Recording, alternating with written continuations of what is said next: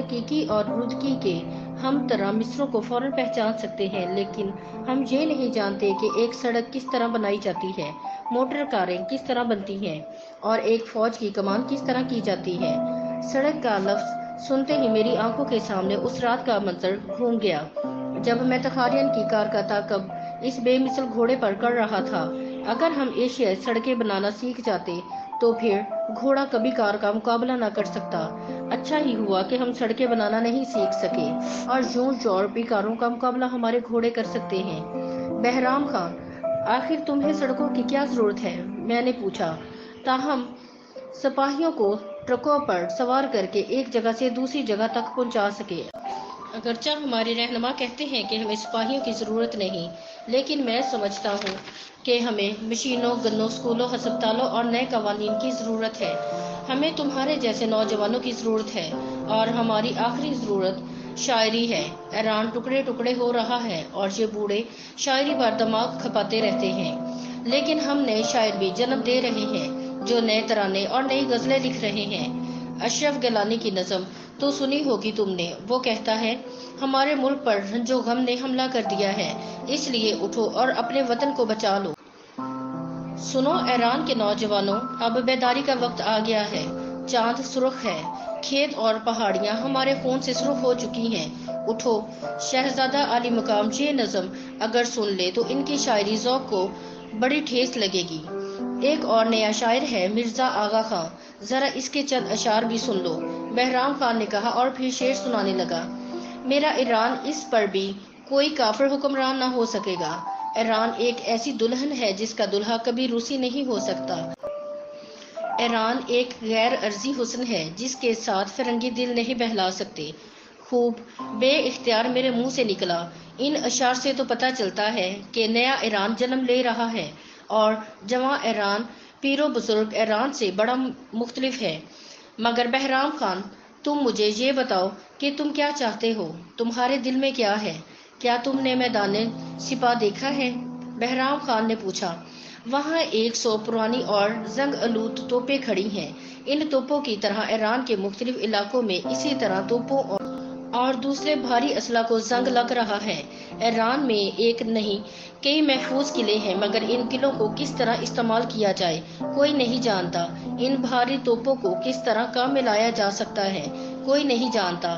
ان بھاری توپوں کو کس طرح کام میں لایا جا سکتا ہے کوئی نہیں جانتا۔ اور دوسری طرف ان لوگوں کی طرف دیکھو جو پیرانہ سالی کی وجہ سے کمزور ناتواں ہو چکے ہیں۔ یہ تمہارے چچا جان اسد السلطنت، یہ شہزادہ عالی مقام پر یہ بڑے بڑے خطابی یافتہ لوگ جن کی آنکھوں کی بینائی دھندلا چکی ہے، جن کے ہاتھوں کو ریشہ ہو چکا ہے، یہ لوگ اب زیادہ دن زندہ نہیں رہ سکتے، یہ اپنی عمریں گزار چکے۔ ہمارا ملک ان بوڑھوں اور شاعروں کے ہاتھوں میں آ کر بہت کچھ گنوا چکا ہے۔ اب ایران کی حالت اس گداگر کی طرح ہے جو اپنا ہاتھ پھیلائے کھڑا ہو۔ میں چاہتا ہوں کہ ایران ایک نوجوان کے مضبوط بنچے ہوئے ہاتھ کی طرح کی صورت اختیار کرے۔ علی خان، تم ایران میں ہی قیام کرو۔ میں تمہاری شجاعت کے کارنامے سن چکا ہوں کہ کس طرح تم آخری لمحے تک باکو کی پرانی فصیل کا دفاع کرتے رہے، کس طرح تم نے اپنے دشمن کو ٹھکانے لگا دیا تھا۔ یہاں بھی کئی دیواریں اور فصیلیں ہیں جن کا دفاع ضروری ہے۔ ذرا سوچو تو، دنیا کا قدیم ترین شہر تہران تمہیں اپنا بنانا چاہتا ہے۔ بہرام خان، میں نے کہا، فرض کرو کہ تم جو چاہتے ہو اگر وہ تمہیں نصیب ہو جائے، تم سڑکیں تعمیر کرا لو، قلعے بنوا لو، اور جب تم مغربی انداز کے اسکولوں میں بچے پڑھنے کے لیے بھیجنے لگو تو پھر ایشیا کی روح کا کیا بنے گا؟ ایشیا کی روح ایشیا، بہرام خان مسکرایا۔ پھر ہم ایک چوراہے میں ایک بڑی عمارت تعمیر کریں گے جہاں ہم ایشیا کی روح کو محفوظ کر لیں گے۔ مختلف قسم کے پرچم، مصوری کے شاہکار، شاعروں کے مسودے اور دیوان، رقاص لڑکے۔ ایشیا کی روح انہی عناصر پر مشتمل ہے نا؟ اس عمارت کے بیرونی محراب پر ہم خط کوفی میں عجائب گھر کا لفظ لکھوا دیں گے۔ تمہارے چچا جان اسد السلطنت اس عجائب گھر کے مینیجر اور شہزادہ عالی مقام اس کے ڈائریکٹر ہوں گے۔ کیا تم اس شاندار عجائب گھر کو تعمیر کرانے میں ہماری مدد کرو گے؟ میں سوچوں گا، میں نے جواب دیا۔ کھانا ختم ہو گیا۔ باغ سے ایران کے گلابوں کی مہک آ رہی تھی۔ اور یہاں سے دور بازاروں کے اس طرف شمران تھا جہاں میری نینو اس وقت لیٹی ہوگی۔ ممکن ہے وہ اس وقت سو چکی ہو، اس کے لب واں ہوں، اس کی پتلیاں آنسو بہانے سے بھاری اور سرخ ہو چکی ہوں گی۔ نینو کے تصور نے مجھے اداس کر دیا۔ بازار میں بکنے والی تمام چیزیں خرید کر نینو کے قدموں میں ڈھیر کرنے کے باوجود میں نینو کی آنکھوں میں مسکراہٹ کی جھلک پیدا نہ کر سکتا تھا۔ میں دل ہی دل میں اپنے آپ سے باتیں کرنے لگا، اے ایران، کیا میں یہاں ٹھہروں؟ ان مخنثوں، خواجہ سراؤں اور شہزادوں، درویشوں اور احمقوں کے ساتھ یہاں پختہ سڑک تعمیر کرواؤں، سپاہیوں کو منظم کروں اور یوں مغرب کی تہذیب کو ایشیا کے قلب تک لے آؤں۔ ان خیالوں اور سوچوں کے درمیان اچانک میں نے محسوس کیا کہ نینو کی مسکراتی آنکھوں کے علاوہ دنیا میں مجھے کسی چیز سے محبت نہیں۔ ان آنکھوں میں نے منموہنی مسکراہٹ آخری بار کب دیکھی تھی؟ کتنے دن بیت گئے، شاید صدیاں، جب میں نے نینو کو باکو کی پرانی فصیل کے پاس مسکراتے ہوئے دیکھا تھا۔ وطن کی محبت کی ایک لہر اٹھی اور اس نے میرے سارے وجود کو جکڑ لیا۔ مجھے اپنا گھر، اپنے شہر کی پرانی فصیل یاد آنے لگی اور پھر تصویریں بنتی رہیں، مٹتی رہیں۔ مقدس ملکہ تمار کے اسکول کے باہر نینو اپنی کتابیں، کاپیاں اٹھائے کھڑی ہے۔ کتنی معصوم، کتنی شوخ۔ ایرانی گلابوں کی مہک ایک لمحے میں غائب ہوگی اور اس کی جگہ صحرا کی ہوا چلنے لگی۔ میرے دل میں ہوک اٹھی۔ میں اپنے دل میں اپنے وطن کو کس طرح پکارنے لگا جس طرح کوئی گمشدہ بچہ اپنی ماں کو پکارتا ہے۔ میں نے تو کبھی یہ سوچا تک نہ تھا کہ کسی دن مجھے اپنے اس شہر کو چھوڑنا پڑے گا جہاں میں نے جنم لیا ہے۔ میں تو اپنے وطن کے ساتھ بندھا ہوا ہوں۔ ایک زنجیر ہے جس نے باکو کی فصیل کے ساتھ مجھے باندھ رکھا ہے۔ میری آنکھیں آسمان کی طرف اٹھتی ہیں۔ ایران کے آسمان کے ستارے بڑے بڑے اور دور تھے۔ بہرام خان نے میرے کندھے کو ہلاتے ہوئے پوچھا، علی خان، کیا تم خواب دیکھ رہے ہو؟ تم نے میرے سوال کا جواب نہیں دیا۔ بتاؤ، کیا تم نئے ایران کی تعمیر میں ہمارا ساتھ دو گے؟ بھائی بہرام خان، میں نے جواب دیا، مجھے تم پر رشک آتا ہے۔ ایک مہاجر ہی جانتا ہے کہ وطن کی محبت کیا ہوتی ہے۔ میں ایران کی تعمیر میں کس طرح حصہ لے سکتا ہوں جبکہ باکو کی فصیل پر رگڑ رگڑ کر میں نے اپنے خنجر کی دھار تیز کی تھی۔ بہرام خان نے قدرے اداس اور حیران نظروں سے میری طرف دیکھا اور کہا، تم تو مجنوں بن گئے ہو۔ شاید وہ ٹھیک کہتا تھا۔ فردوسی کی شاعری، حافظہ کی عشقیہ آہو بھری غزلیں اور سعدی کی حکایات میرے لیے نہیں لکھی گئی تھی۔ میں اجنبی تھا، جلا وطن، وطن سے دور۔ میرے سامنے نقشہ بچھا ہوا ہے۔ میں نقشے کے سینے کے مختلف حصوں میں چنڈیوں والی پنیں گاڑ رہا ہوں۔ میں صحیح صورتحال کو جاننا چاہتا ہوں۔ میں نے انہی دنوں خبر سنی تھی کہ آذربائیجان میں ایک خود مختار مملکت قائم کر لی گئی ہے اور مرسل پاشا روسی فوجوں کو بھگاتا ہوا دور تک اندر تک پہنچ گیا ہے۔ نوری پاشا کی فوج دستے بھی آگے بڑھ رہے تھے۔ میں میدان جنگ کا نقشہ سمجھنے کی کوشش کر رہا تھا۔ میرے دل میں امید کی روشنی چمکنے لگی تھی کہ میرے وطن باکو پر ناجائز قبضہ کرنے والے روسیوں کو ترک مار بھگائیں گے۔ خواجہ کلی، خواجہ سرا مجھے حیرت سے دیکھ رہا ہے کہ میں کیا کر رہا ہوں۔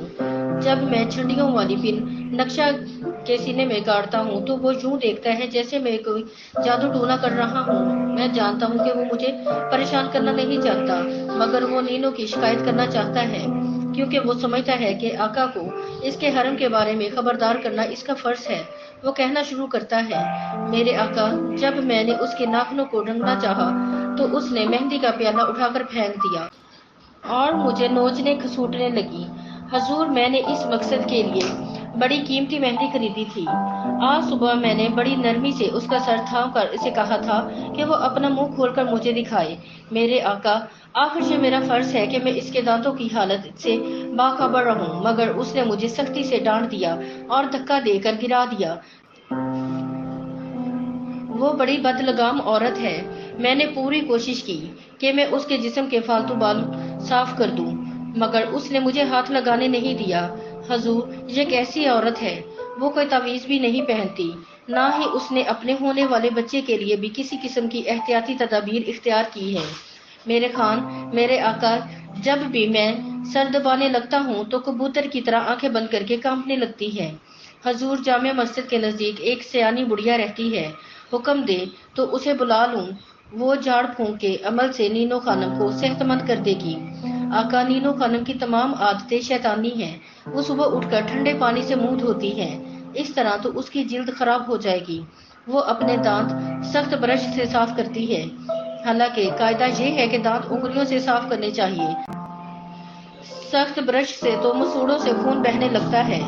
وہ بولتا جا رہا ہے، مجھے بھی عادت ہو گئی ہے کہ میں سنی انسنی کر دیتا ہوں۔ ہر روز وہ نینو کی شکایت لے کر آتا ہے، آخر میں اسے کیا جواب دوں؟ وہ ایماندار آدمی ہے، وہ اپنے فرائض انجام دینا چاہتا ہے، ادھر نینو اس سے چڑی ہوئی ہے، وہ اس کو دیکھ کر اس پر تکیے اچھال دیتی ہے۔ اسے چڑھانے کے لیے وہ نقاب اوڑے بغیر محل کی چوڑی اور بیرونی دیوار پر چڑھ جاتی ہے۔ اس نے دیواروں سے تغرے وغیرہ اتار کر پھینک دیے ہیں، ان کی جگہ اپنے رشتے کے بھائیوں کی تصویریں آویزہ کر دی ہیں۔ ایرانی حرم میں مرد کی تصویر کا تصور بھی نہیں کیا جا سکتا۔ وہ میرے پاس دیوان پر بیٹھ کر ہر روز نت نئی ترکیبیں بناتی ہے، جن کو عمل میں لا کر وہ خواجہ سرا کو زچ کرنا چاہتی ہے۔ کبھی مجھ سے پوچھتی ہے کیا میں اس کے اوپر پانی پھینک دوں، کبھی کہتی ہے میں اس سے ہر روز باغ میں ورزش کرواؤں گی، موٹا ہوتا جا رہا ہے۔ ادھر خواجہ سرا نے جب پہلی بار نینو کو پائن باغ میں فوارے کے قریب ورزش کرتے دیکھا تھا تو وہ خوف سے کانپتا ہوا میرے پاس آیا تھا۔ آقا، یہ نینو خانم کو کیا ہو گیا ہے؟ وہ فوارے کے قریب عجیب عجیب طرح کی حرکات کر رہی ہے، میری جان عذاب میں مبتلا ہے۔ خواجہ کلی، خواجہ سرا کو کس طرح مطمئن کروں؟ اسے یہاں سے نکال دوں تو اس کی جگہ کوئی دوسرا خواجہ سرا لے لے گا۔ ایران کی تہذیب اور معاشرے کا تصور بھی خواجہ سرا کے وجود کے بغیر ناممکن اور ادھورا ہے۔ گھر کا سارا کام کاج، حساب کتاب، حرم کی ضرورتوں کی تکمیل یہ خواجہ سرا ہی کرتے ہیں۔ چونکہ مخنث ہوتے ہیں اس لیے ان میں کوئی خواہش پیدا نہیں ہوتی، اس لیے حرم محفوظ رہتا ہے۔ میں اسے سمجھاتا ہوں، ٹالتا ہوں، موضوع بدل دیتا ہوں، اپنے وطن کی بات کرتا ہوں۔ وہ پوچھتا ہے آپ کا وطن کب آزاد ہوگا؟ کون جانے کب؟ میں مایوسی سے جواب دیتا ہوں، آقا، آپ کو خدا کے حضور دعا کرنی چاہیے۔ اگلے ہفتے سے محرم کا آغاز ہو رہا ہے۔ محرم کے مہینے میں خدا کے حضور سچے دل سے جو دعا مانگی جائے وہ ضرور قبول ہوتی ہے۔ وہ بولتا جا رہا ہے، میرا سر چکرانے لگا ہے۔ نینو گھر پر نہیں ہے، اس کے والدین تہران میں آئے ہوئے ہیں اور نینو اب زیادہ وقت اس ولا میں گزارتی ہے جو اس کے والدین نے کرائے پر لے رکھا ہے۔ یہاں وہ دوسرے یورپی لوگوں سے بھی ملتی ہے اور مجھ سے چھپانے کی کوشش کرتی ہے، مگر مجھے کسی نہ کسی طرح پتہ چل ہی جاتا ہے۔ میں بھی یوں بہروپ بنائے رکھتا ہوں جیسے کچھ جانتا ہی نہیں۔ خواجہ سرا میرے جواب کا منتظر ہے۔ میں اسے کہتا ہوں تم سید مصطفیٰ کو بلا لو۔ خواجہ سرا چلا جاتا ہے، میں اکیلا رہ جاتا ہوں۔ میرا وطن کب آزاد ہوگا؟ اس پر سبز پرچم کب لہرائے گا؟ الیاس بیگ رضاکار کی حیثیت سے وطن کی آزادی کے لیے لڑ رہا ہوگا اور میں یہاں کڑ رہا ہوں۔ میں وہاں کیسے پہنچوں؟ تمام راستے بند ہیں۔ جی چاہتا ہے اڑ کر وہاں پہنچ جاؤں، مگر حالات کچھ بھی تو کرنے کی اجازت نہیں دے رہے۔ میں کیا کروں؟ نینو اداس رہتی ہے، اس کے ہونٹوں سے مسکراہٹ غائب ہو چکی ہے، اس کی وہ بڑی بڑی ہر دم ہنستی ہوئی آنکھیں اداس نظر آتی ہیں، اور میں یہاں بیٹھا ہوا کلک سے یہ سب کچھ لکھ رہا ہوں۔ میں نے اپنی کہانی کو اس زمانے سے شروع کیا ہے جب میں اسکول میں پڑھتا تھا۔ میرا سارا ماضی میرے سامنے ہے، کلک کا قلم کاغذ پر چلتا ہے، سرسراہٹ کے ساتھ کاغذ سیاہ ہو جاتا ہے۔ میں اپنی زندگی کی داستان لکھ رہا ہوں، جو بیتا ہے اسے رقم کر رہا ہوں۔ سید مصطفیٰ آ جاتا ہے، میں اسے کہتا ہوں سید مصطفیٰ میری زندگی الجھ گئی ہے، راستے بند ہیں اور نینو ہنسنا بھول گئی ہے، میں خون کی جگہ سیاہی بہا رہا ہوں، میں کیا کروں سید مصطفیٰ؟ سید مصطفیٰ میری طرف دیکھتا ہے، اس کی آنکھوں میں متانت بھرا تجسس ہے، پھر وہ کہتا ہے علی خان، انسان ہر کام ہاتھوں سے نہیں کر سکتا، انسان ہاتھوں کا محتاج نہیں ہوتا، انسان ان سب اعضاء کے باوجود کچھ اور بھی ہے، مخفی قوتیں ہیں جو انسان پر حکمرانی کرتی ہیں، وہ جو اسرار ازلی ہے، اسے سمجھنے کی کوشش کرو۔ سید مصطفیٰ، میں تمہاری باتیں کیسے سمجھوں؟ میری روح عذاب میں ہے اور میں تاریکی سے باہر نکلنے کے لیے راستہ تلاش کر رہا ہوں۔ علی خان، تم نے دین سے منہ پھیر لیا ہے اور دنیا دار ہو گئے ہو، کربلا کا واقعہ یاد کرو، امام حسین علیہ السلام کی شہادت اور اس کے خون سے نئی دنیا تعمیر ہوئی ہے۔ 12 امام ہیں جو ہم شیعوں پر حکمرانی کرتے ہیں۔ پہلے امام جناب امام حسین تھے اور آخری امام امام مخفی ہیں، جو آج بھی مخفی ہونے کے باوجود، نظر نہ آنے کے باوجود ہم شیعوں کی رہنمائی فرما رہے ہیں۔ اس امام مخفی کی صدا مشین گن سے نکلنے والی گولیوں کی بچھاڑ میں بھی سنتا ہوں، اور ایک عورت کی آہ میں بھی ماتم کرنا ہم شیعوں کا منصب بھی ہے۔ حسین رضی اللہ تعالیٰ عنہ کا ماتم، حسین رضی اللہ تعالیٰ عنہ کے اس خون کا ماتم جو کربلا کی خاک پر بہا۔ سال کا یہ مہینہ ماتم حسین کے لیے وقف ہے۔ وہ جو دکھ سہ رہے ہیں انہیں اس ماہ حسین رضی اللہ تعالیٰ عنہ کا سوگ منانا چاہیے۔ عاشوراء 10ویں محرم کا دن وہ دن ہے جب امام حسین رضی اللہ تعالیٰ عنہ نے شہادت کا رتبہ حاصل کیا۔